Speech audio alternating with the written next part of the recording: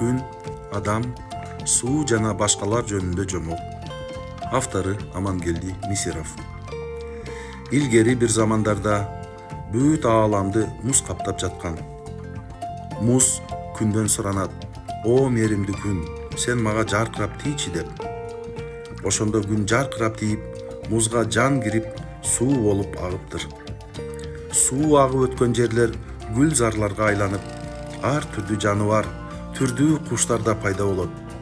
Торгой агып жаткан сууну көрүп: "Суу, таңдайым катып баратат.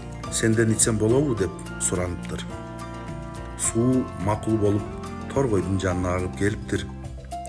Торгой суудан ичип, ага алкыш айтат. Сууну мактап торгой сайрап учуп баратса, капуста: Торгой жан, мага мээрим кылчы. Жалбырагымды курт жеп коймой болду" деп кайрылыптыр. Торгой заматта капустанын куртун терип койду. Капуста аябай чоң болуп өстү.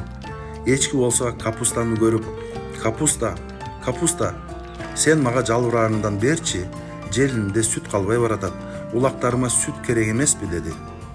Капуста макул болду. Эчки капустага тоюп, желини сүткө толду. Адам эчкини көрдү да: Эчки, менин балдарыма да сүтүңдөн берчи" деди.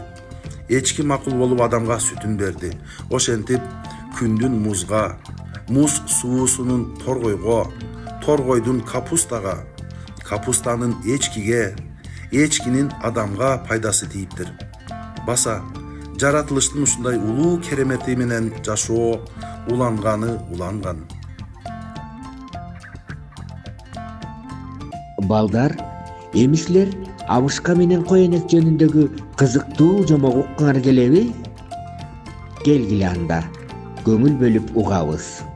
Абышка менен коен. Абышканын үйүндө 2 коен бар экен. Бири кара көмүрдөй, бири болсо ак экен. Багууга тийбейт жолом деп, куру бара болом деп, базарга алып жөнөптүр, пайдасы жок коен деп. Жолдо коен туйлаптыр, сатпачы деп ыйлаптыр. Чалпоо мүнөз жан экен, чалы ырайым кылбаптыр. Колдон чыгып карасы токой жакка качыптыр. Жерге коюп аппагын чал акылдан шашыптыр. Кууп жетпей карасын кайра кайтып келиптир. Таштап койгон ак коен бекем жерге бөгүптүр.